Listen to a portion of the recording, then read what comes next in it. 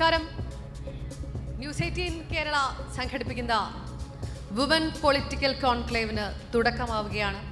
ആദരണീയരായ വ്യക്തികൾക്ക്, വിശിഷ്ടാതിഥികൾക്ക് എല്ലാവർക്കും സ്വാഗതം പറയുന്നു. ഒരു 2 വാക്ക് കോൺക്ലേവിനെ കുറിച്ച് പറഞ്ഞുകൊണ്ട് തുടങ്ങണം എന്ന് വിചാരിക്കുകയാണ്.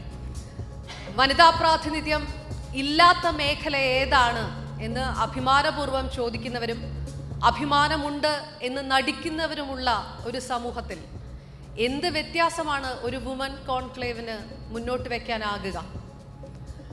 പുരുഷ പ്രാതിനിധ്യവും പുരുഷ പ്രാധാന്യവും പുരുഷ അപ്രമാദിത്വവും എല്ലാം ഉറപ്പാക്കുന്ന ഒരു ജനറൽ കോൺക്ലേവിൻ്റെ ഒരു വനിതാ എഡിഷൻ എന്നതിനപ്പുറത്തേക്ക് എന്ത് ചിന്താഗതിയാണ് ഒരു വുമൻ കോൺക്ലേവിന് മുന്നോട്ട് വയ്ക്കാനാകുക?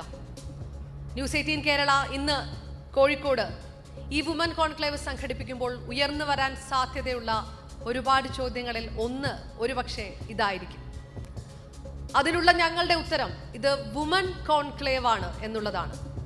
Women of politics, women in politics എന്ന് പറയുന്നിടത്ത് രാഷ്ട്രീയത്തിലെ സ്ത്രീകൾ എന്ന് പറയുന്നതിന് പകരം ഓരോ സ്ത്രീയും എന്ന് പറയാൻ ഞങ്ങൾ ആഗ്രഹിക്കുന്നു.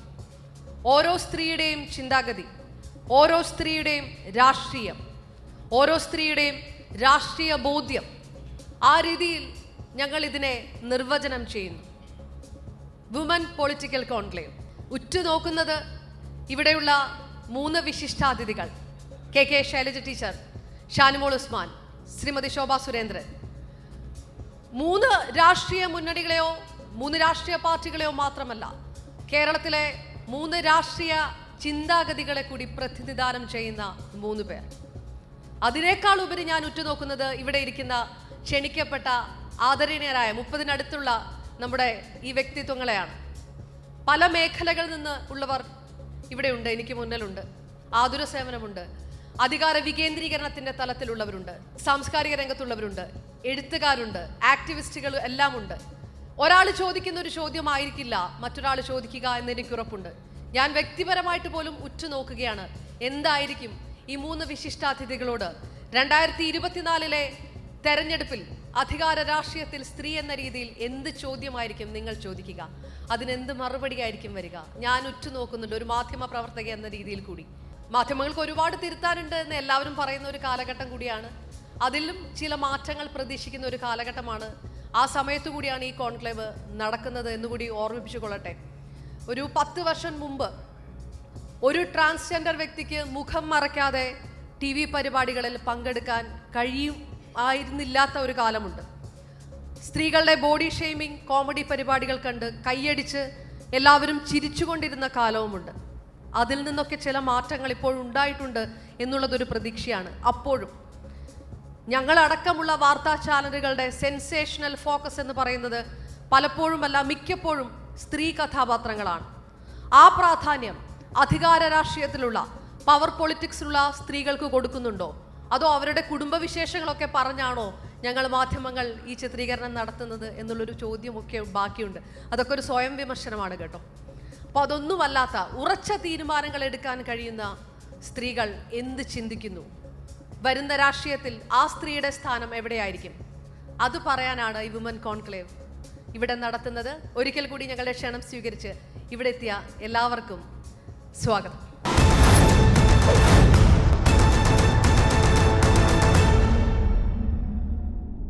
ന്യൂസ് 18 കേരളത്തിൻ്റെ ഹെഡ് ഓഫീസ് തിരുവനന്തപുരമാണ്. അപ്പോൾ ഞങ്ങളിവിടെ അതിഥികളായിട്ട് എത്തിയിരിക്കുകയാണ് എന്നും കൂടെ പറയണം. ഒരുപാട് സ്നേഹമുള്ള കോഴിക്കോട് എത്തുമ്പോൾ കോഴിക്കോടിനെ കുറിച്ചുകൂടി പറഞ്ഞുകൊണ്ട് വേണമല്ലോ ഇങ്ങനെ ഒരു കോൺക്ലേവ് നടത്താൻ. അത് പറയാൻ നഗരത്തിൻ്റെ അധ്യക്ഷ തന്നെ നമുക്കൊപ്പമുണ്ട്. അവിടെ നിന്ന് തുടങ്ങുകയാണ് ഞാൻ. മേയർ ശ്രീമതി ബീന ഫിലിപ്പ് ഒരു ചെറിയ കീനോട്ട് അഡ്രസ് നമുക്ക് മുന്നിൽ ഇപ്പോൾ നടത്തും. മാഡത്തിനെ ഞാൻ വേദിയിലേക്ക് സാദരം സ്നേഹപൂർവ്വം ക്ഷണിക്കും.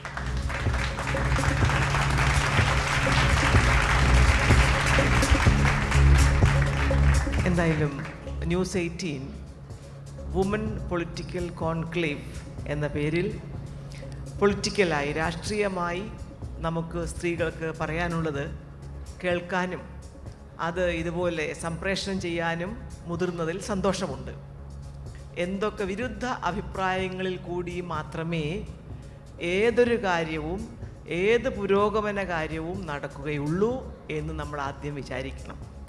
ആരെയും അലോരസപ്പെടുത്താതെയോ എല്ലാവരെയും തൃപ്തിപ്പെടുത്തിയോ നമുക്ക് ഒരു കാര്യവും സാധിക്കില്ല, പ്രത്യേകിച്ച് ഇന്നത്തെ കാലത്ത്.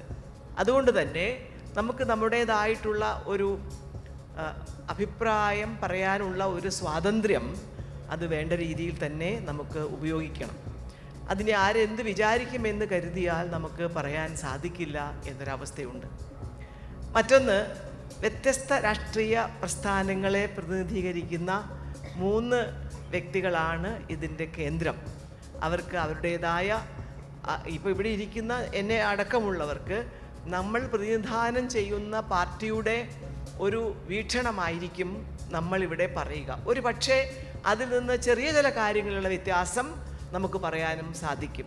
ഇപ്പോൾ ഇവിടെ സംവരണത്തിൻ്റെ ഇത് മാത്രമല്ല വാസ്തവത്തിൽ, ഇത് അതിനപ്പുറത്തേക്ക് കൂടിയുള്ള ഒന്നായിട്ടാണ് ന്യൂസ് 18 ഈ കോൺക്ലേവിനെ കാണുന്നത് എന്ന് തുടക്കത്തിൽ തന്നെ നമ്മുടെ ആങ്കർ നമ്മോട് സംസാരിക്കുകയുണ്ടായി. അപ്പോൾ അതുകൊണ്ട് അതിനെക്കുറിച്ചും ഇവിടെ ചർച്ചകൾ വരും എന്നാണ് ഞാൻ വിചാരിക്കുന്നത്. രാഷ്ട്രീയത്തിലേക്ക് വരികയാണെങ്കിൽ, ഈ അടുത്ത ലോക്സഭയിൽ പാസ്സായ ഒരു ബില്ല് അത് 2029 നടപ്പിലാവൂ എന്ന തരത്തിൽ എന്തിനാണ് ഇത്ര തിരക്കിട്ട് നടപ്പിലാക്കിയത് എന്ന് ഞാൻ ആലോചിക്കുകയുണ്ടായി. ഒരു ബില്ല് പാസ്സാവുമ്പോൾ അത് എത്രയും വേഗം നടപ്പിലാക്കാനാണല്ലോ സാധാരണ നമ്മുടെ ലോക്സഭയും ഏത് ഗവൺമെൻറ്റും ശ്രമിക്കുക. അപ്പോൾ അത് എന്തുകൊണ്ടാണെന്ന് എനിക്ക് മനസ്സിലായില്ല. റിസർവേഷൻ എന്ന ഒരു പദം അങ്ങനെയാണെങ്കിൽ എടുത്ത് കളയണം ശരിക്ക്. അങ്ങനെ റിസർവേഷൻ കൊണ്ടുവന്നപ്പോൾ ഉണ്ടായ ഇതുവരെ തുടർന്ന് പോകുന്നതിൽ നിന്ന് പെട്ടെന്നൊരു ദിവസം മാറ്റം കൊണ്ടുവരുമ്പോൾ ഗുണത്തേക്കാളേറെ അത് ദോഷം ചെയ്യും.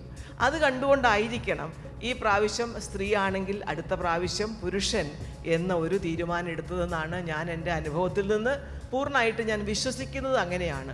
മറ്റൊരു വാദവും എൻ്റെ മനസ്സിൽ ഇതുവരെ തോന്നിയിട്ടില്ല. ഞാൻ മേയറായത് ആ സ്ത്രീ റിസർവേഷൻ ഉള്ളത് കൊണ്ട് തന്നെയാണ്. ഒരു സ്ത്രീ ഒരു രാഷ്ട്രീയത്തിൽ വന്നതുകൊണ്ട് അവർ ചെയ്യുന്ന കാര്യം പൊതുജനം മറക്കില്ല, അതെനിക്ക് ഉറപ്പാണ്. കാരണം നമ്മളെല്ലാവരും തന്നെ രാഷ്ട്രീയത്തിലുള്ളവരാണ്, നമ്മൾക്കൊക്കെ അംഗീകാരമുണ്ട്. അതിനകത്ത് സ്ത്രീ ആയതുകൊണ്ട് നമുക്ക് എന്തെങ്കിലും അംഗീകാരം കുറച്ചിട്ടോ അല്ലെങ്കിൽ കൂട്ടിയിട്ടോ ഉണ്ട് എന്ന് തോന്നുന്നില്ല. അതുകൊണ്ട് ജനങ്ങളെ സംബന്ധിച്ചിടത്തോളം ഭരിക്കുന്നവർ ആണായാലും പെണ്ണായാലും അവർ നല്ല രീതിയിൽ അത് കൊണ്ടുപോകണമെന്നാണ് പൊതുജനം ആഗ്രഹിക്കുന്നത്. പിന്നെ ഒരു തൊഴിലും ഇല്ലാതെ നിരന്തരം ഈ സോഷ്യൽ മീഡിയയിൽ മാത്രം മുഴുകിയിരിക്കുന്ന ചില വ്യക്തികളുണ്ട്. ഈ സോഷ്യൽ മീഡിയ എന്ന് പറയുന്ന ഒരു സാധനമൊന്നും അല്ല ഈ ലോകം. ഇത് ഒരു കാലം തിരിഞ്ഞു നോക്കാത്ത എത്രയോ മനുഷ്യർ ജീവിക്കുന്ന ഇടമാണ് നമ്മുടെ ഇന്ത്യ. അതുകൊണ്ട് കുറച്ച് പഠിപ്പ് കൂടിയതുകൊണ്ട് കേരളത്തിലെ ആൾക്കാരെ മുഴുവനും വിചാരം, നിങ്ങൾ നോക്കൂ, ഈ സോഷ്യൽ മീഡിയയ്ക്ക് സ്വാധീനിക്കാൻ പറ്റുന്നത് പലപ്പോഴും നഗരങ്ങളെയാണ്. കാരണം അവിടെയാണല്ലോ ഇതുപോലെ കുറച്ച് വിദ്യാഭ്യാസവും ഇങ്ങനത്തെ ഗാഡ്ജറ്റ്സ് ഒക്കെ ഉപയോഗിക്കുകയൊക്കെ ചെയ്യുന്ന ആൾക്കാർ കൂടുതലുള്ളത്. അല്ലാത്ത ആൾക്കാരൊന്നും അതങ്ങനെ ബാധിക്കുകയില്ല. കേരളത്തിൻ്റെ പ്രത്യേകത കേരളം മൊത്തത്തിലൊരു നഗരമാണ് എന്നുള്ളതാണ്. ഇവിടെ സോഷ്യൽ മീഡിയ ഏത് നാട്ടും പുറത്തേക്കും ഇറങ്ങി ചെല്ലുകയാണ്. അതുകൊണ്ടാണ്. പക്ഷേ ജനങ്ങൾ കുറച്ച് കഴിയുമ്പോൾ തിരിച്ചറിഞ്ഞു തുടങ്ങി ഈ നുണകൾ തന്നെയാണ് ഈ പറയുന്നത് എന്ന് പരസ്പരം ചർച്ച ചെയ്ത് ആൾക്കാർ തിരിച്ചറിയാൻ തുടങ്ങിയിട്ടുണ്ട്. അതുകൊണ്ട് ഒരു സ്ത്രീ ഒരു മന്ത്രിയോ അല്ലെങ്കിൽ MLA അല്ലെങ്കിൽ അങ്ങനെ ഒരു സ്ഥാനത്തിരിക്കുമ്പോൾ അവർക്കെതിരെ പ്രതികരിക്കുന്നവരുടെ പ്രതികരണത്തിൻ്റെ എണ്ണം കണ്ടുകൊണ്ട് ബഹുഭൂരിപക്ഷം ജനങ്ങളും ഇവർക്കെതിരാണ് എന്ന ധാരണ പാടില്ല. അപ്പോൾ ആ ഒരു തരത്തിലേക്ക് ഉള്ള ഒരു ചർച്ച കൂടി നമ്മുടെയൊക്കെ ഇടയിൽ ഉണ്ടാവണം. എല്ലാം സോഷ്യൽ മീഡിയയിൽ കൂടി നോക്കിക്കണ്ട് സോഷ്യൽ മീഡിയയിൽ ഏതെങ്കിലും ഒരാളുടെ അഭിപ്രായം എടുത്ത് കണ്ടില്ലേ ഇങ്ങനെ എഴുതിയത് എന്ന് പറയുന്നതിൽ അർത്ഥമില്ല. നമ്മുടെ വിദ്യാഭ്യാസം ചിന്തിക്കാൻ പഠിപ്പിക്കുന്നില്ല, അതുകൊണ്ട് തന്നെ നമ്മളും ചിന്തിക്കുന്നില്ല എന്നുള്ളതാണ് വാസ്തവം. പലപ്പോഴും പുരുഷന്മാർ സ്ത്രീകളെ കാണുന്ന രീതിയാണ് എഴുതി അച്ചടിച്ച് കാണാറ്. എന്നെ തൊടരുത്, എനിക്ക് ബാഡ് ടച്ചും തിരിച്ചറിയാം, അതുകൊണ്ട് ഞാൻ ബാഡ് ടച്ച് ആണെന്ന് പറയുമ്പോൾ പുരുഷൻ്റെ രീതിയിൽ വ്യാഖ്യാനിക്കുക അതിനെ. എന്നെയാണ് തൊട്ടതെങ്കിൽ ഞാനാണ് പറയേണ്ടത് അത് ഗുഡ് ടച്ച് ആണോ ബാഡ് ടച്ച് ആണോ എന്ന്. അല്ലാതെ വേറൊരുത്തൻ, അയാൾ എത്ര വലിയ പ്രശസ്തനോ ഏത് രാഷ്ട്രീയക്കാരനോ ആയിക്കോട്ടെ, അദ്ദേഹം ഇങ്ങനെ എഴുതുകയാണ് പുരുഷൻ്റെ സൈക്കോളജിയെ കുറിച്ചിട്ട്. ആലോചിച്ച് നോക്കണം നമ്മൾ. അപ്പം അതുകൊണ്ട് പുരുഷൻ എഴുതുന്ന കാര്യങ്ങൾ കൂടുതലും വായിക്കുന്നത് കൊണ്ടും നമുക്ക് പലപ്പോഴും തോന്നും പുരുഷന്മാർ മാത്രം കൺട്രോൾ ചെയ്യുന്ന ലോകമാണിത് എന്ന്. അതിനൊക്കെ എതിരായിട്ട് കൂടിയാണ് സ്ത്രീകൾ ആ രംഗത്തേക്ക് കൂടി വരേണ്ടത്. പക്ഷേ നമ്മൾ പേടിച്ചിട്ട് മിണ്ടൂല്ല. നിങ്ങൾ ഇരിക്കുന്ന സ്ഥാനത്ത് നിങ്ങൾ വളരെയേറെ നല്ല രീതിയിൽ നിങ്ങൾ പ്രവർത്തിക്കുമ്പോൾ അതിന് ഒരു തരത്തിൽ സ്ത്രീ പുരുഷ വ്യത്യാസമില്ലാതെ അംഗീകാരം ഉണ്ടാവും. തദ്ദേശ സ്വയംഭരണ സ്ഥാപനങ്ങളിലേക്ക് വനിതാ സംവരണം വന്നപ്പോൾ ഉണ്ടായത് എന്താണ്? കേരളത്തിൽ മാത്രമല്ല, കേരളത്തിൻ്റെ പുറത്തും 50% സ്ത്രീകളാണ്. തദ്ദേശ സ്വയംഭരണ സ്ഥാപനങ്ങളിൽ ഭരിക്കുന്നവർ. മേയർമാരുടെ മീറ്റിങ്ങുകളിൽ അധികവും സ്ത്രീകളെയാണ് ഞാനൊക്കെ കാണാറ്. വളരെ കഴിവുള്ള സ്ത്രീകളാണ്. പക്ഷേ അവർക്കൊരു പക്ഷേ നമ്മുടെ കേരളത്തിലെ പോലെ വിഷയമൊന്നും വലിയ ഗഹനമായി പഠിച്ചു പറയാൻ കഴിഞ്ഞില്ലെങ്കിലും അവരൊക്കെ അവിടെ നല്ല തരത്തിൽ ഭരിക്കുന്ന ആൾക്കാരാണ്. കുറേ പേർ പുരുഷന്മാരുടെ നിഴലുകളുമാണ്. അപ്പം നിഴലുകളായി ജീവിക്കുന്ന സ്ത്രീ പ്രതിനിധികളുണ്ട്, ഇല്ലയെന്ന് പറയുന്നില്ല. നമ്മൾ പറയും ബാക്ക് സീറ്റ് ഡ്രൈവിംഗ് എന്നൊക്കെ.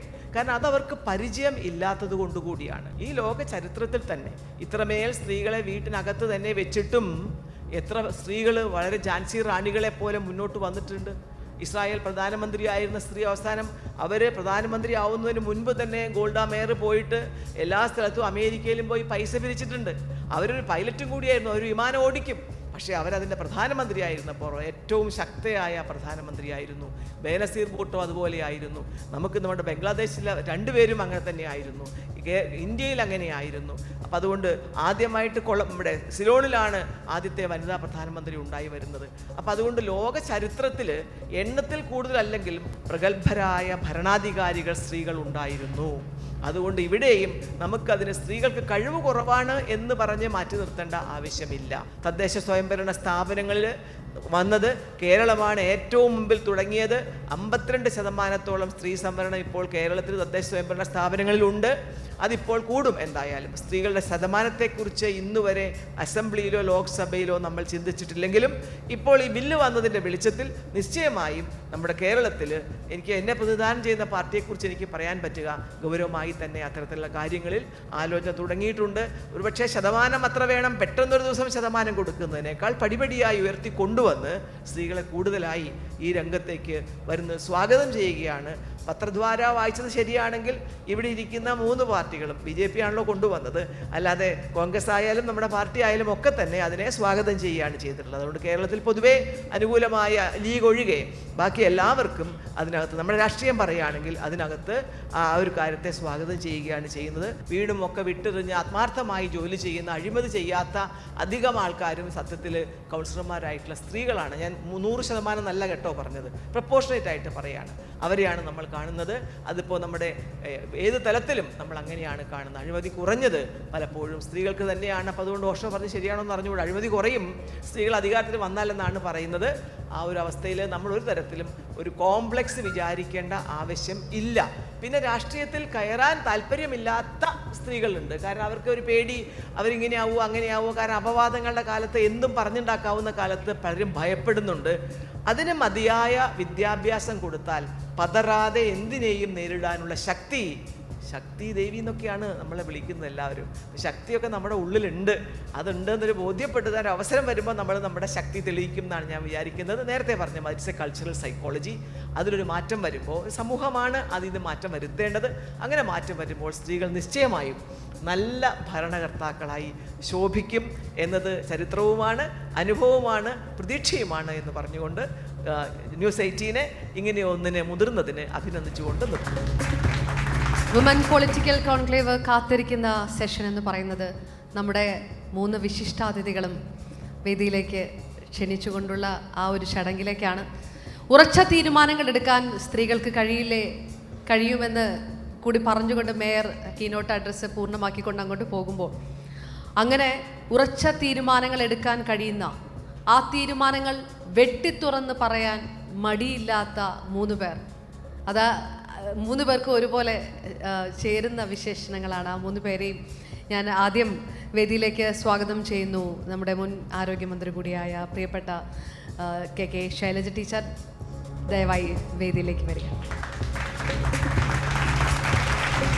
കോൺഗ്രസിൻ്റെ സുപ്രധാന നേതാക്കളിൽ ഒരാളായ നമ്മുടെ മുൻ MLA കൂടിയായ ശ്രീമതി ഷാനിമോൾ, BJPയുടെ വനിതാ മുഖം കൂടിയാണ് ശ്രീമതി ശോഭാ സുരേന്ദ്രൻ കേരളത്തിൽ. ഈ വുമൻ കോൺക്ലേവിൻ്റെ ടോപ്പിക് എന്ന് പറയുന്നത് 2024 രാഷ്ട്രീയത്തിൽ സ്ത്രീ എന്ത് എന്നുള്ളതാണ്. അതിനെക്കുറിച്ച് 3 പേരും നമ്മളോട് ചില വാക്കുകൾ സംസാരിക്കും എന്നാണ് പ്രതീക്ഷ. വനിതാ പ്രാതിനിധ്യം, വനിതാ ശാക്തീകരണം എന്നൊക്കെ പലതവണ പറയുന്ന ഒരു പദമാണ്. പക്ഷെ പവർ പൊളിറ്റിക്സിൽ അത് എത്രത്തോളം ആവർത്തിച്ച് പറയുന്നുണ്ട് എന്നുള്ളത് ഒരു ചോദ്യമായിട്ട് ഉയരുകയാണ്. പലപ്പോഴും നമ്മൾ എല്ലാം വളരെ പവിത്രമായിട്ടുള്ളൊരു ഭാവമാണ് സ്ത്രീകൾക്ക് രാഷ്ട്രീയത്തിലാണെങ്കിലും കൊടുത്തു പോരുന്നത്. നമ്മുടെ കൾച്ചറും നമ്മുടെ സംസ്കാരവും അത് തന്നെയാണ്. ഭാരതമാതാവ് തൊട്ട് നദികളായാലും പുഴകളായാലും ഒക്കെ ആ ഒരു പവിത്രഭാവം നിലനിൽക്കുമ്പോൾ അധികാരത്തിലുള്ള സ്ത്രീകൾ പോലും ആ രീതിയിൽ ഒരു നേതാവ് എന്നതിനപ്പുറത്തേക്ക് കൂടുതൽ ആ ഒരു മാതൃത്വവും സ്ത്രീത്വവും ഒക്കെ ചാർത്തിക്കൊടുക്കുന്ന വിശേഷണങ്ങളൊക്കെയാണ് നമുക്കുള്ളത്. അപ്പോഴാണ് ഇന്ത്യൻ രാഷ്ട്രീയത്തിലെ പുരുഷന്മാർ സ്ത്രീകളുമായി അധികാരം പങ്കിടാൻ എത്രത്തോളം തയ്യാറാണ് എന്ന ചോദ്യം ഉയരുന്നത്. ആദ്യം ശൈല ടീച്ചർ നമ്മളോട് സംസാരിക്കും. 2024 തെരഞ്ഞെടുപ്പ് വരുന്നു. ആ 2024 തെരഞ്ഞെടുപ്പിൽ സ്ത്രീ രാഷ്ട്രീയം എന്ന് ഞാൻ ചോദിക്കുന്നത്, സ്ത്രീ എവിടെ നിൽക്കുന്നു, സ്ത്രീക്ക് എത്രത്തോളം പ്രതീക്ഷിക്കാനുണ്ട് എന്ന് പറയുന്നിടത്താണ്.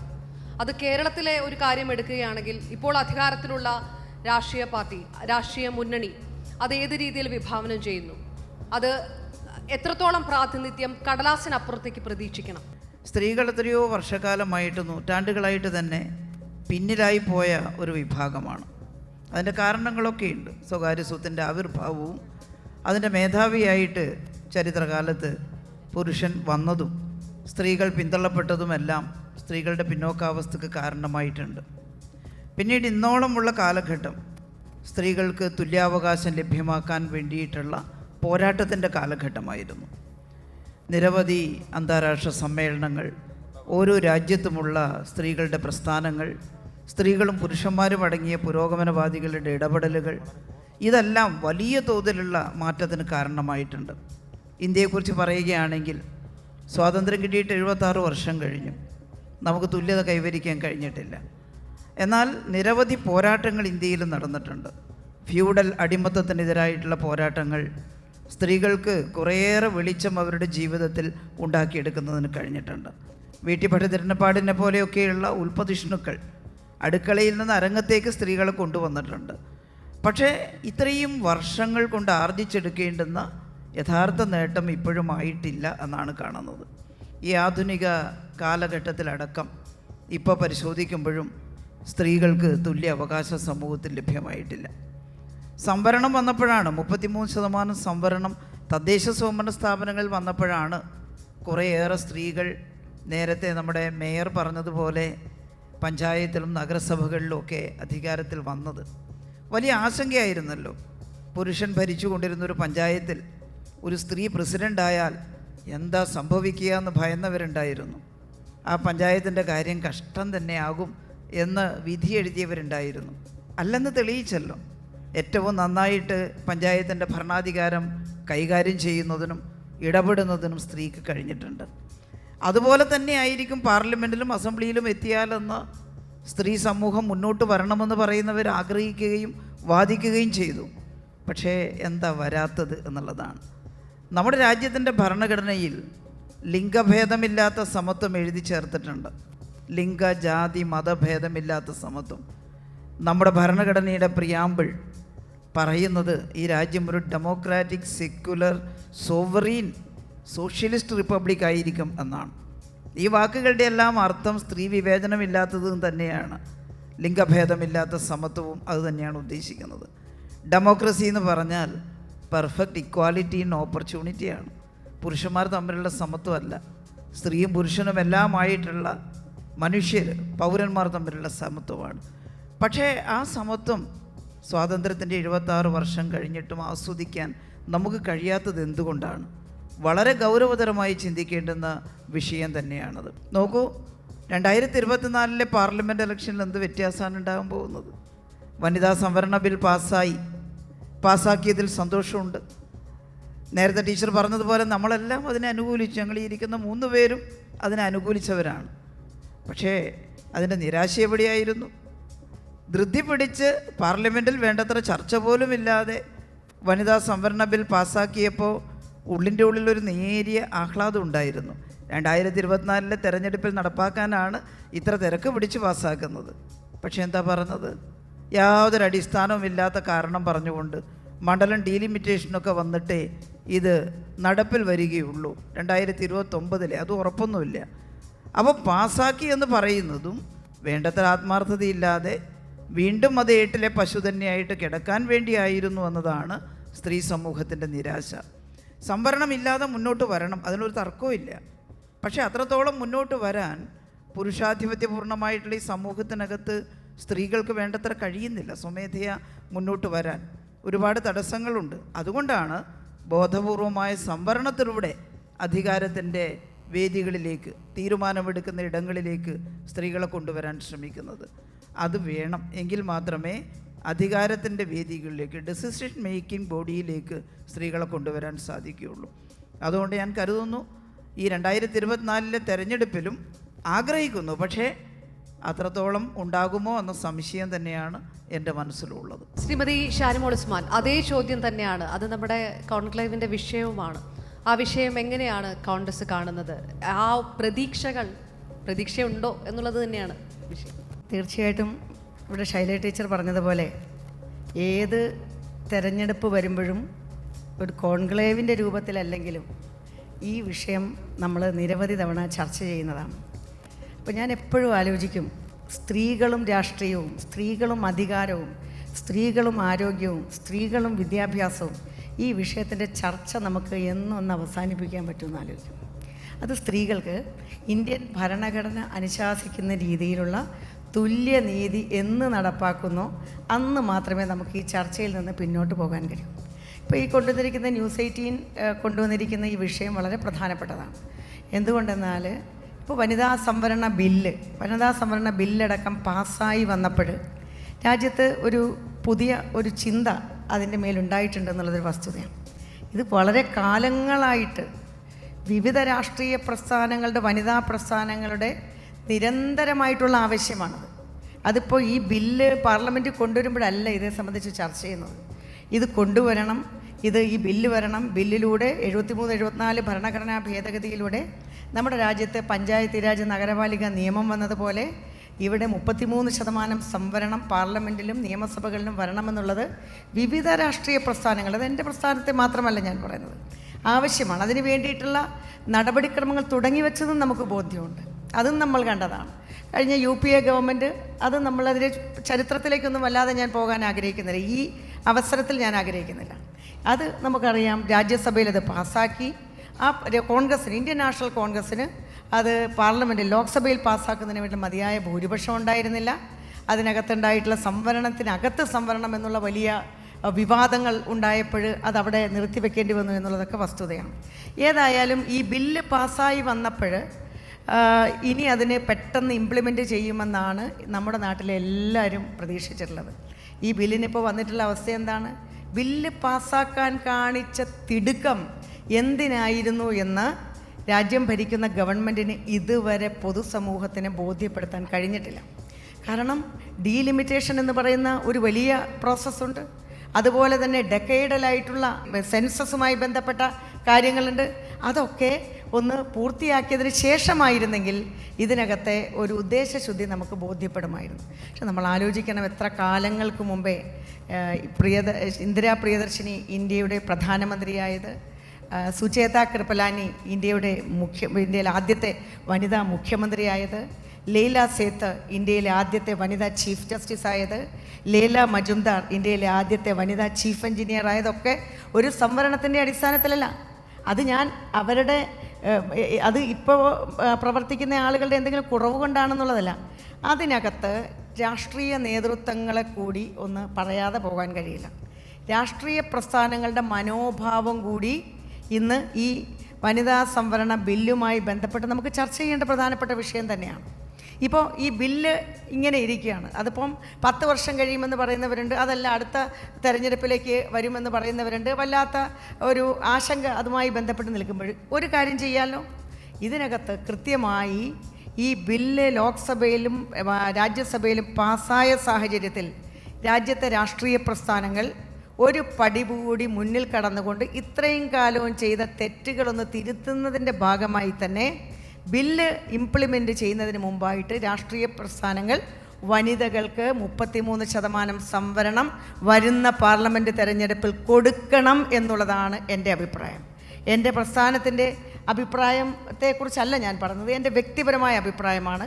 ഈ അഭിപ്രായം പാർട്ടിയുടെ ചില നയരൂപീകരണ സമിതികളിലെ അംഗം എന്നുള്ള നിലയിൽ തീർച്ചയായിട്ടും അവിടെയും അത് ഉന്നയിക്കുന്നതിന് ഞാൻ മുൻകൈ എടുക്കുമെന്ന് കൂടി ഈ അവസരത്തിൽ സൂചിപ്പിക്കാനായിട്ട് ആഗ്രഹിക്കുകയാണ്.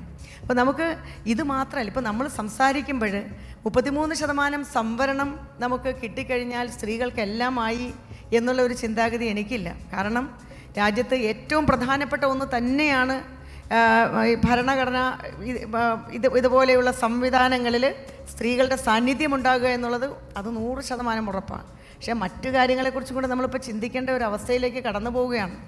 നമുക്ക് സാമ്പത്തിക സ്വാശ്രയത്വം അടക്കമുള്ള വിഷയങ്ങളിൽ ഏതറ്റം വരെ നമുക്ക് എത്താൻ കഴിഞ്ഞു എന്നുള്ളതിനെ സംബന്ധിച്ച് അടക്കം നമ്മൾ ചർച്ച ചെയ്യണം. ഈ വനിതാ സംവരണ ബില്ല് യാഥാർത്ഥ്യമാകുമ്പോൾ സമൂഹത്തിൻ്റെ ഏതെങ്കിലും ഒരു ഭാഗത്ത് മാത്രം നിൽക്കുന്ന സ്ത്രീകൾക്ക് അതിൻ്റെ ഗുണഫലം ഉണ്ടാകുന്ന ഒരു നില കൂടി ഉണ്ടാകാൻ പാടില്ല.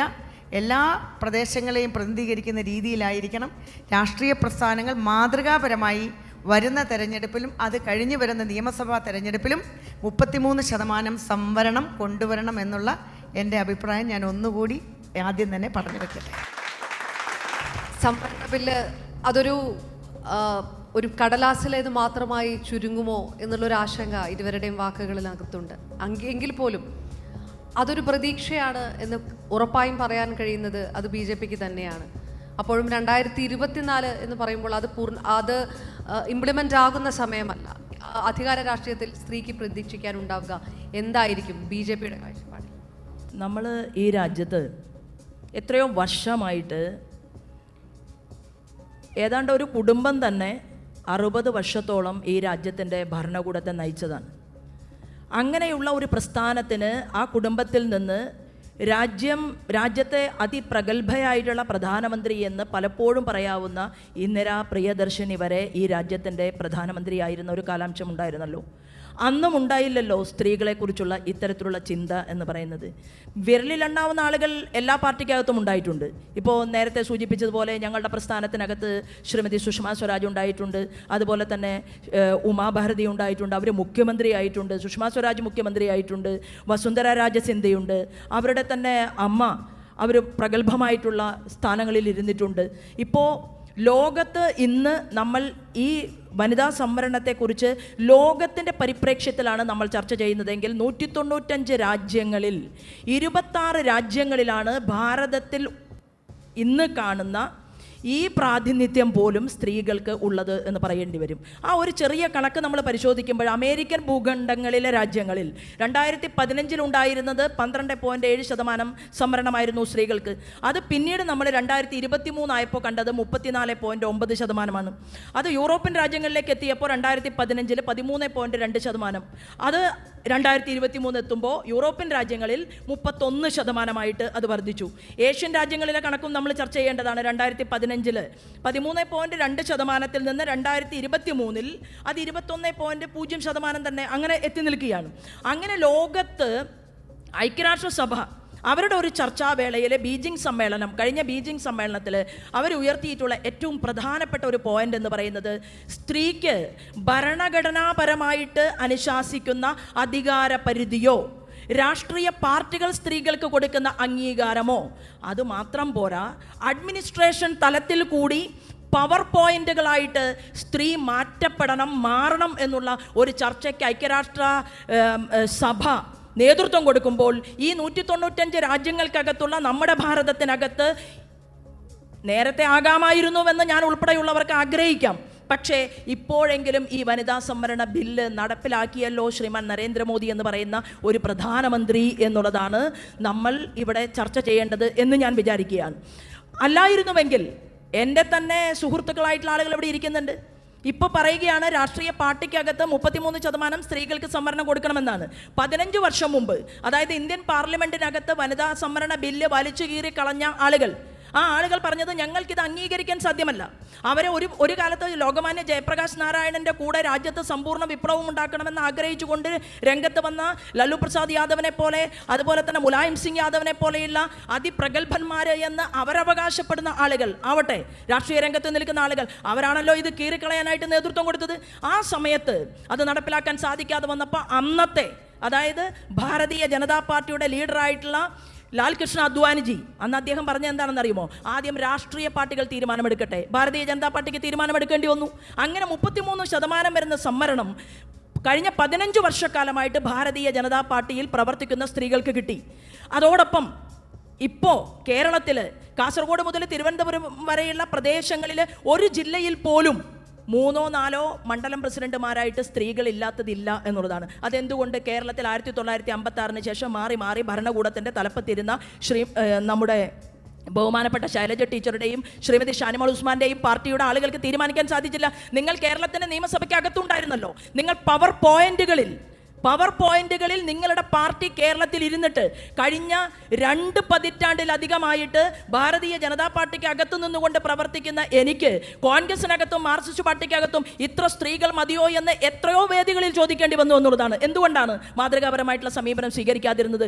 ആ മാതൃകാപരമായിട്ടുള്ള സമീപനം കേരളത്തിലെ നിയമസഭയ്ക്കകത്ത് ഒരു മൂലയ്ക്ക് മാത്രം ആളുകൾ മതിയെന്നും അതിൽ ചില ആളുകൾ നിശ്ചയിക്കപ്പെടുന്നവർ മാത്രം ജയിച്ചാൽ മതിയെന്നും ഭാവിയിൽ ഒരു മുഖ്യമന്ത്രി സ്ഥാനാർത്ഥിയായിട്ട് ഒരു സ്ത്രീയുടെ പേര് കേരളത്തിൽ പരാമർശിക്കപ്പെടരുത് എന്നും ആഗ്രഹിക്കുന്നവർ രാഷ്ട്രീയ പാർട്ടിക്കകത്ത് ഭരിച്ച പാർട്ടിക്കകത്ത് ഉണ്ടായിപ്പോയി എന്നുള്ളത് ആരുടെ കുറ്റമാണ്? അപ്പോൾ അതുകൊണ്ട് ഈ വിഷയത്തെക്കുറിച്ച് ഇവിടെ ചർച്ച ചെയ്യുന്ന സമയത്ത് 10 വർഷത്തിലൊരിക്കലാണല്ലോ സെൻസസ് എടുക്കേണ്ടത്.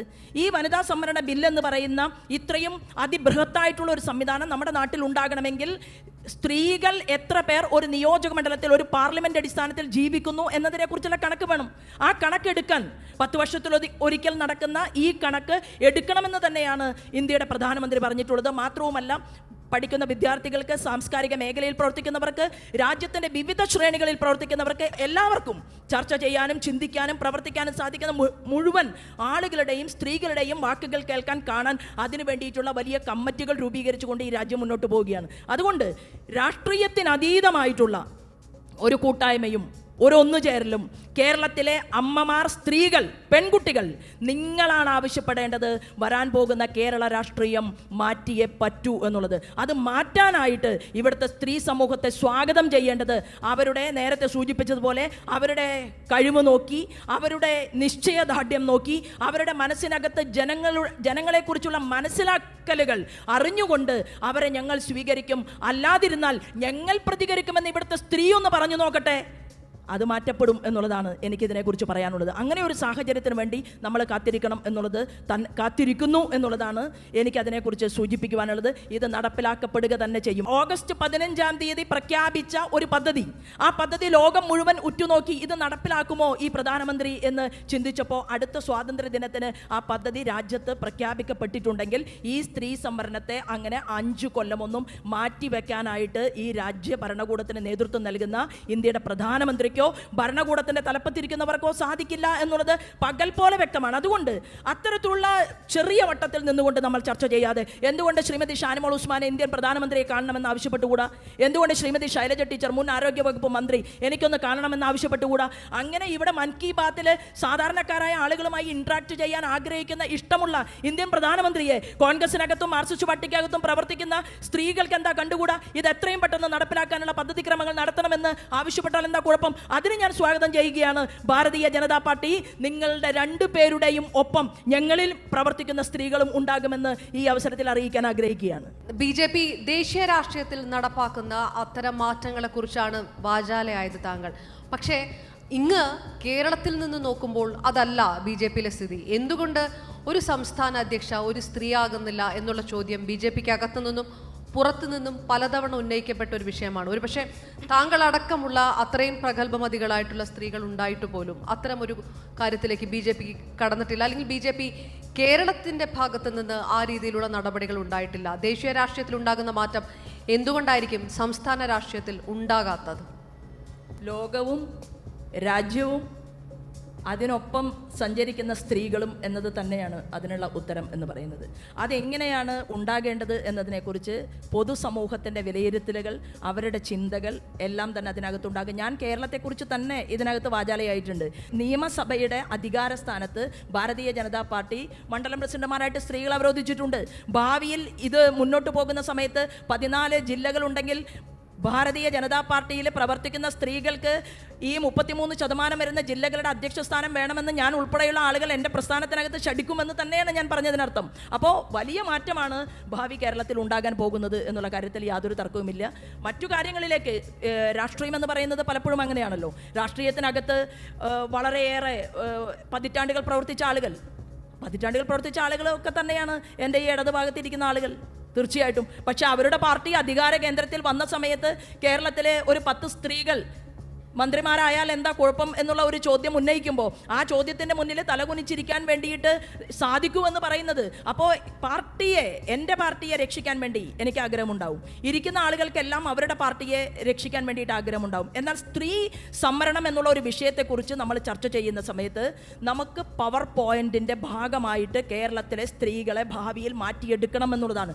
അത് മാറ്റിയെടുക്കാനായിട്ട് ചില മേഖലകളിൽ കടന്നു പോവുകയും ചർച്ചകൾ നടത്തുകയും അവർക്ക് അതിനനുസൃതമായിട്ടുള്ള സാഹചര്യം ഉണ്ടാക്കിയെടുക്കാൻ വേണ്ടിയിട്ടുള്ള കുറച്ച് കരുതലും പ്രവൃത്തികളും കൂടി എല്ലാ രാഷ്ട്രീയ പാർട്ടികൾക്കകത്തും പ്രവർത്തിക്കുന്ന സ്ത്രീകളുടെ ഭാഗത്ത് നിന്ന് ഉണ്ടാകുമ്പോൾ ഈ ചോദ്യത്തിനെല്ലാം തന്നെ ഉത്തരമുണ്ടാകും എന്ന് തന്നെയാണ് ഞാൻ വിശ്വസിക്കുന്നത്. ശ്രീമതി ശൈലജ ടീച്ചർ, അവിടെ നിന്ന് ഒരു ചോദ്യം ഇങ്ങോട്ട് ഉയർത്തി വിട്ടിട്ടുണ്ട്. അതിനുപരിയായിട്ട് ഏറ്റവും കൂടുതൽ സ്ത്രീ പ്രാതിനിധ്യമുണ്ട് എന്ന് അവകാശപ്പെടുന്ന ഇടതുപക്ഷത്തെ സംബന്ധിച്ചിടത്തോളം എന്തുകൊണ്ട് നാളിതുവരെ ഒരു വനിതാ മുഖ്യമന്ത്രി ഉണ്ടായില്ല എന്നുള്ളൊരു ചോദ്യമുണ്ട്. ഗൗരി അമ്മയോടാണെങ്കിൽ, സുശീല ഗോപാലിനോടാണെങ്കിൽ, കെ ശൈലജ ടീച്ചറോടാണെങ്കിൽ പാർട്ടി കാണിക്കുന്ന നീതി എന്താണ്? ഇവിടെ അതിന് മുമ്പ് ഒരു കാര്യം ഞാൻ പറയാൻ ആഗ്രഹിക്കുന്നത്, നമ്മുടെ സ്വാതന്ത്ര്യത്തിൻ്റെ നീണ്ട 76 വർഷം കഴിഞ്ഞപ്പോഴും സ്ത്രീകൾക്ക് മതിയായ പ്രാതിനിധ്യം ഇന്ത്യൻ പാർലമെൻറ്റിലും അസംബ്ലിയിലും കൊടുക്കാൻ കഴിഞ്ഞിട്ടില്ല എന്ന വിഷയത്തെക്കുറിച്ച് തന്നെയാണ്. ലോകത്തിലെ ചില രാഷ്ട്രങ്ങൾ, ഉദാഹരണത്തിന് ക്യൂബ ഒരു സോഷ്യലിസ്റ്റ് രാഷ്ട്രമാണ്, 50%-ലേറെ സ്ത്രീ പ്രാതിനിധ്യം കൊടുക്കാൻ സാധിച്ചിട്ടുണ്ട്.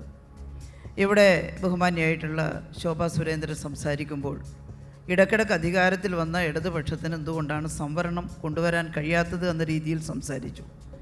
നമ്മുടെ തെരഞ്ഞെടുപ്പും അതിൻ്റെ നടപടിക്രമങ്ങളുമെല്ലാം നിശ്ചയിക്കുന്നത് അഖിലേന്ത്യാ അടിസ്ഥാനത്തിൽ തന്നെയാണ്. ഇലക്ഷൻ കമ്മീഷനും അതിൻ്റെ നിയമാവലികളും സീറ്റ് സംവരണവും റൊട്ടേഷനും എല്ലാം നിശ്ചയിക്കുന്നത് അഖിലേന്ത്യാ അടിസ്ഥാനത്തിലുള്ള തീരുമാനമായിട്ട് തന്നെയാണ്. നമ്മുടേതൊരു ഫെഡറൽ ഭരണ സമ്പ്രദായമാണ്. സംസ്ഥാനങ്ങളുടെ യൂണിയനാണ് കേന്ദ്രം. ഫെഡറൽ സംവിധാനത്തിൽ ചില തീരുമാനങ്ങൾ എടുക്കാൻ സംസ്ഥാനങ്ങൾക്ക് ഒറ്റയ്ക്ക് സാധിക്കില്ല എന്നുള്ളൊരവസ്ഥയുണ്ട്. പക്ഷേ ചെയ്യാവുന്നിടത്തോളം ഇടതുപക്ഷം കേരളത്തിൽ ചെയ്തു. അത് സ്ത്രീകളെ പൊതുസമൂഹത്തിൽ മുന്നോട്ട് കൊണ്ടുവരുന്നതിനാണ്. ഉദാഹരണത്തിന് നമ്മുടെ കുടുംബശ്രീ അയൽക്കൂട്ടത്തിൻ്റെ രൂപീകരണം പോലും അങ്ങനെയുള്ള ഒന്നായിരുന്നു. അതിൻ്റെ ഭാഗമായിട്ട് ഒരുപാട് മാറ്റങ്ങൾ സമൂഹത്തിലുണ്ടായിട്ടുണ്ട്. ബാക്കിയുള്ള സമരങ്ങളെക്കുറിച്ചും കർഷക സമരങ്ങളെക്കുറിച്ചും അതിൻ്റെ ഭാഗമായിട്ട് സ്ത്രീകളെ മുന്നിലേക്ക് കൊണ്ടുവരുന്നതിന് നടത്തിയ ശ്രമങ്ങളെക്കുറിച്ചൊന്നും ഞാനിപ്പോൾ വിശദീകരിക്കുന്നില്ല. പക്ഷേ ബോധപൂർവമായ ചില നടപടിക്രമങ്ങളിലൂടെ സ്ത്രീകളെ പൊതുസമൂഹത്തിൽ കൊണ്ടുവരാൻ ഇടതുപക്ഷം ശ്രമിച്ചിട്ടുണ്ട്. പിന്നെ പാർലമെൻറ്റിൽ BJP ഇതര കോൺഗ്രസ് ഇതര ഗവൺമെൻറ്റിൻ്റെ സമയത്താണ് വനിതാ സംവരണ ബിൽ എന്ന് പറയുന്ന ആശയം ആദ്യമായിട്ട് അവതരിപ്പിക്കാൻ കഴിഞ്ഞത്. ദേവഗൗഡയുടെ ഗവൺമെൻറ്റിൻ്റെ സമയത്ത് ഇത്തരമൊരു ബില്ലിനെക്കുറിച്ച് ചർച്ച ചെയ്യുകയും നമ്മുടെ കമ്മ്യൂണിസ്റ്റ് പാർട്ടിയുടെ MP ആയിട്ടുള്ള ഗീതാ മുഖർജിയുടെ നേതൃത്വത്തിലുള്ള ഒരു സമിതി അത് സംബന്ധിച്ചിട്ടുള്ള ഡ്രാഫ്റ്റ് അഭിപ്രായം തയ്യാറാക്കുന്നതിന് തീരുമാനമെടുക്കുകയാണ് ഉണ്ടായത്. അവർ വളരെ പെട്ടെന്ന് തന്നെ അതെല്ലാം തയ്യാറാക്കി സമർപ്പിച്ചെങ്കിലും പാർലമെൻറ്റിൽ അത് പാസ്സാക്കാൻ സാധിച്ചില്ല എന്നുള്ളതാണ്. പാർലമെൻറ്റിൽ കൊണ്ടുവന്നപ്പോഴുള്ള ബഹളമെല്ലാം നമുക്ക് ഓർമ്മയുണ്ട്. അവിടെ ഇത് ചീന്തി എറിയുന്ന സംഭവം പോലും ഉണ്ടായി. കാരണം സ്വാതന്ത്ര്യം കഴിഞ്ഞ് ഇത്രയും കഴിഞ്ഞിട്ടും നമ്മുടെ സമൂഹത്തിൻ്റെ മൈൻഡ് സെറ്റിൽ, മനസ്സിൽ കാതലായ മാറ്റം ഉണ്ടാക്കാൻ കഴിഞ്ഞിട്ടില്ല. അവിടെയും പുരുഷ മേധാവിത്വപരമായ ആശയങ്ങൾ നിലനിൽക്കുന്നു, ഫ്യൂഡൽ മുതലാളിത്ത ആശയങ്ങൾ നിലനിൽക്കുന്നു എന്ന് ഞങ്ങളെല്ലാം പറയുന്നത് അങ്ങേയറ്റം ശരിയാണെന്ന് കാണിക്കുന്ന പ്രകടനങ്ങളാണ് അവിടെ ഉണ്ടായിരുന്നത്. ഇപ്പോൾ BJPക്ക് പ്രകടമായിട്ടുള്ള ഭൂരിപക്ഷമുണ്ട് സഭയിൽ. അതിൻ്റെ ഭാഗമായിട്ട് ബില്ല് പാസ്സാക്കിയെടുക്കാൻ സാധിക്കും. പക്ഷേ അവിടെയും ബില്ല് പാസ്സാക്കുന്നത് യഥാർത്ഥത്തിൽ നടപ്പിലാക്കാനാണോ എന്നുള്ള സംശയം ഉളവാക്കുന്നു എന്നുള്ളതാണ് ഞാൻ പറഞ്ഞത്. 2011 സെൻസസ് എന്താ പൂർത്തിയാവാത്തത്? അതിനെന്താ ഇപ്പോൾ തടസ്സം ഈ രാജ്യത്ത്? ആ സെൻസസ് പൂർത്തിയായിട്ടില്ല. ഇനിയിപ്പം സെൻസസ് പൂർത്തിയാകാൻ കാത്തു നിൽക്കേണ്ടതുണ്ടോ?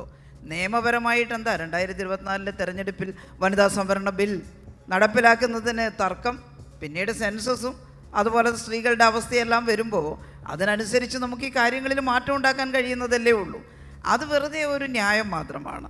അങ്ങനെ പറഞ്ഞ് മാറ്റിവെക്കാതെ ഇച്ഛാശക്തി ഉണ്ടെങ്കിൽ 2024 തെരഞ്ഞെടുപ്പിൽ നടപ്പിലാക്കാം. അതിന് തയ്യാറാകാതിരിക്കുമ്പോഴാണ് ഇപ്പോൾ ചിലർ വന്ന് പറഞ്ഞപ്പോൾ ചിലരിതിനെല്ലാം എതിരായിട്ട് സംസാരിച്ചപ്പോൾ അവരെയെല്ലാം ഒന്ന് അടക്കി നിർത്താനുള്ള ചില സൂത്രവേലകൾ നടന്നിട്ടുണ്ടെന്നാണ് തോന്നുന്നത്.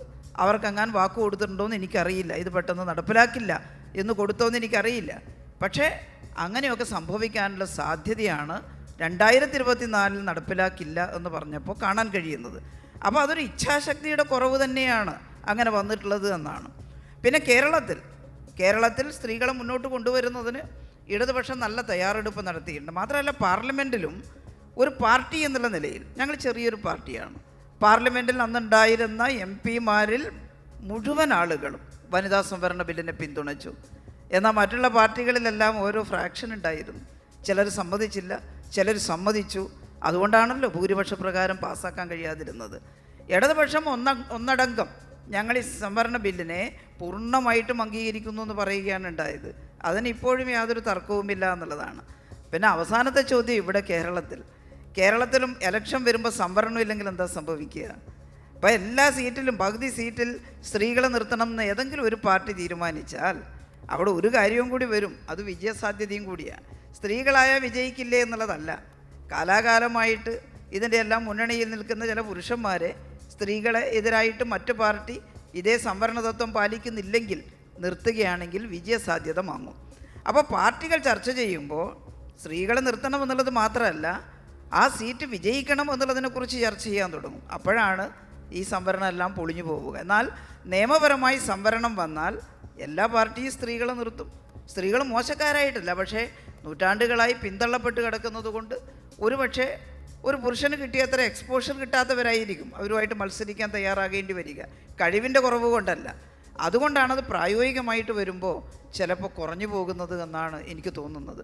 പക്ഷേ ഇടതുപക്ഷ പ്രസ്ഥാനങ്ങൾ കൂടുതൽ സീറ്റ് നൽകിക്കൊണ്ടേയിരിക്കുകയാണ് നേരത്തെയുള്ളതിനേക്കാൾ.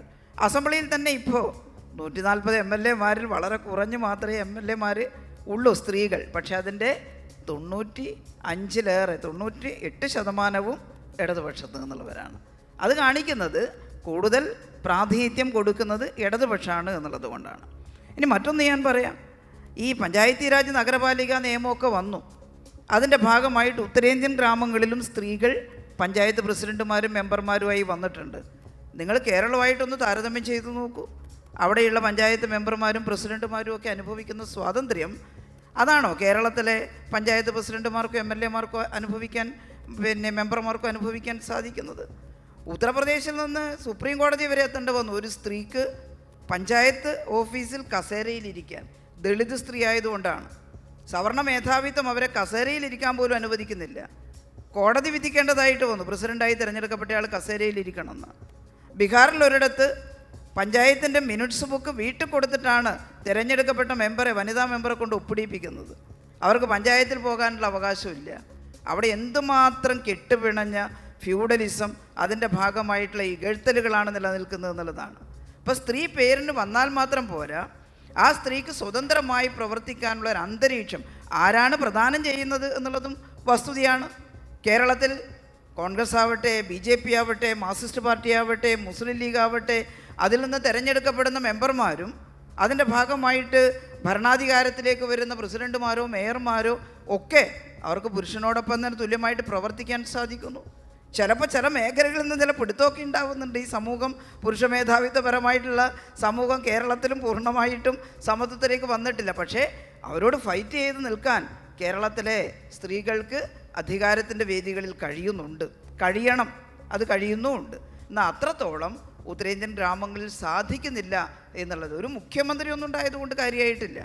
ഇന്ത്യൻ യൂണിയൻ പ്രസിഡന്റ് സ്ത്രീയാണെന്ന് പറഞ്ഞിട്ടും കാര്യമില്ല. ഇന്ത്യയിലെ മൊത്തം സ്ത്രീ സമൂഹത്തിൻ്റെ അവസ്ഥ എന്താണ്? ആ മാറ്റം ഉണ്ടാക്കാൻ ഇന്ത്യ ഗവൺമെൻറ് എന്ത് ചെയ്തു എന്നാണ് ഞങ്ങൾ ചോദിക്കുന്നത്. അവിടെയാണ് വ്യത്യാസം കാണുന്നത്. ഇനി അവസാനത്തെ ചോദ്യം മുഖ്യമന്ത്രിയുടേത്. മുഖ്യമന്ത്രി കേരളത്തിൽ ഒരിക്കലും ഒരു സ്ത്രീ മുഖ്യമന്ത്രിയാവില്ല എന്നൊന്നും നമുക്ക് പറയാൻ പറ്റില്ല. പക്ഷേ അതാരെങ്കിലും ഒരു വ്യക്തിയെ ചൂണ്ടിയിട്ടാണെങ്കിൽ ആ വ്യക്തി തന്നെ കേരളത്തിലെ മുഖ്യമന്ത്രി ആവണം എന്ന് പറയുന്നതും ഒരു ശരിയല്ല. ചില പ്രത്യേക സാഹചര്യത്തിൽ ചർച്ച വരുമ്പോഴും അങ്ങനെ ഒരു തീരുമാനത്തിലേക്ക് വരാൻ കഴിയാത്ത സാഹചര്യം ഉണ്ടായേക്കാം. ഇനി ഒരു മുഖ്യമന്ത്രിയായിട്ടൊരു സ്ത്രീ വന്നതുകൊണ്ട് മാത്രം എല്ലാം മാറില്ല. പ്രധാനമന്ത്രിയായിട്ടൊരു സ്ത്രീ വന്നതുകൊണ്ട് മാത്രം എല്ലാം മാറില്ല. അങ്ങനെ വരുന്ന ഘട്ടത്തിൽ അവരുടെ പോളിസി എന്താണ്, അവരുടെ പാർട്ടിയുടെ പോളിസി എന്താണ്, അവർ നടപ്പിലാക്കാൻ ഉദ്ദേശിക്കുന്ന മാറ്റം എന്താണ്? ഇതൊക്കെ പ്രധാന ഘടകമാണ്. അല്ലാതെ ഇന്ത്യൻ യൂണിയൻ പ്രസിഡൻറ്റോ ഇന്ത്യൻ പ്രധാനമന്ത്രിയോ സ്ത്രീ ആയതുകൊണ്ട് ഇന്ത്യയിലെ മുഴുവൻ സ്ത്രീകൾക്കും വലിയ മാറ്റം ഉണ്ടായി എന്ന് നമുക്ക് പറയാൻ സാധിക്കില്ലല്ലോ. പക്ഷേ സ്ത്രീ അധികാരത്തിൻ്റെ സ്ഥാനങ്ങളിലേക്ക് വരണം എന്നുള്ളത് സ്ത്രീ സമൂഹത്തിൻ്റെ മൊത്തം വികസനത്തിൻ്റെ ആവശ്യമായിട്ട് വരുന്നു എന്നുള്ളതാണ് നമ്മൾ കാണേണ്ടത്. ആ മുൻനിരയിൽ നിൽക്കുന്ന സ്ത്രീകൾ, ഞാൻ പേരുകളെടുത്ത് നേരത്തെ പറഞ്ഞു, ആ പാർട്ടി അവരോട് ഒരു നീതികേടും കാട്ടിയിട്ടില്ല, അല്ലെങ്കിൽ പാർട്ടി പൂർണ്ണമായി നീതി പുലർത്തിയിട്ടുണ്ട് അങ്ങനെയുള്ള സ്ത്രീ വനിതാ നേതാക്കളോട് എന്ന് തന്നെയാണ്. ഒരുപാട് അനുഭവങ്ങളുണ്ട്. അതാണ് ഞാൻ പറഞ്ഞത്, പോരാടി നിൽക്കാനുള്ള കരുത്തും അതിനുള്ള അന്തരീക്ഷവും കേരളത്തിലെ സ്ത്രീകൾക്കുണ്ട് എന്നുള്ളത്. എന്നാൽ പല മേഖലകളിലും ഒരുപാട് പ്രശ്നം, കാരണം കേരളീയ സമൂഹവും ഈ ഫ്യൂഡൽ കാഴ്ചപ്പാടുകളിൽ നിന്ന്, സ്ത്രീകൾ രണ്ടാം തരമാണെന്ന കാഴ്ചപ്പാടുകളിൽ നിന്ന് പൂർണ്ണമായും മുക്തമായിട്ടില്ല. ഇപ്പോഴും പുരുഷ മേധാവിത്വപരമായ ആശയങ്ങൾ നമ്മുടെ സമൂഹത്തിൽ അതെല്ലാ മേഖലയിലും നിലനിൽക്കുന്നുണ്ട്. ഇടതുപക്ഷ പാർട്ടിക്കകത്ത് ഞാൻ എന്നെ പ്രതിനിധാനം ചെയ്യുന്നത് കമ്മ്യൂണിസ്റ്റ് പാർട്ടി ഓഫ് ഇന്ത്യ മാർക്സിസ്റ്റാണ്. ഇതിനകത്ത് നടക്കുന്ന ചർച്ചകളിൽ പ്രധാനപ്പെട്ട ഒന്ന് സ്ത്രീ സമത്വം കമ്മ്യൂണിസ്റ്റ് പാർട്ടി ഓഫ് ഇന്ത്യ മാർക്സിസ്റ്റിൻ്റെ മെമ്പർമാർ അവരുടെ കാഴ്ചപ്പാടായിട്ട് ഉൾക്കൊള്ളണം, അല്ലെങ്കിൽ പുരുഷ മേധാവിത്വപരമായിട്ടുള്ള കാഴ്ചപ്പാട് ഒഴിവാക്കണമെന്ന് തന്നെയാണ്. ആ ചർച്ചകളുടെ കൂടി ബലത്തിലാണ് കുറേ കൂടി ഇടതുപക്ഷത്തിൽ പെടുന്ന സ്ത്രീകൾക്ക് മുന്നോട്ട് വരാനും അധികാരത്തിൻ്റെ വേദികളിലൊക്കെ വരാനും സാധിക്കുന്നത്. ഇത് കോൺഗ്രസിനകത്ത് നടക്കുന്നുണ്ടാവാം, ശോഭ പറയുമ്പോൾ BJP-ക്കകത്ത് നടക്കുന്നുണ്ടാവാം. അത് നന്നായിട്ട് നടക്കണമല്ലോ. പക്ഷേ എനിക്ക് അറിയാവുന്ന ഇടതുപക്ഷ പ്രസ്ഥാനത്തിനകത്ത് സ്ത്രീകൾ സമൂഹത്തിലെ തുല്യ പൗരന്മാരാണ് എന്ന് സ്ഥാപിക്കുന്നതിന് പാർട്ടിക്കകത്ത് തന്നെയുള്ള പ്രവർത്തകരിൽ പുരുഷ മേധാവിത്വപരമായിട്ടുള്ള ചിന്താഗതി ഉണ്ടാവരുതെന്ന ശക്തമായിട്ടുള്ള ക്യാമ്പയിനും അതിൻ്റെ പ്രവർത്തനവും ക്ലാസ്സിലെല്ലാം അത് തന്നെയാണ് പറയുന്നത്. എന്നാൽ അപൂർവം ചിലയിടത്ത് അങ്ങനെ ഉണ്ടാകുമ്പോൾ അതിനെതിരായിട്ട് ഒരു പാർട്ടി എന്നുള്ള നിലയിൽ തന്നെ പ്രതികരിക്കാൻ തയ്യാറാവുന്നു എന്നുള്ളതാണ് അതിൻ്റെ പ്രത്യേകത.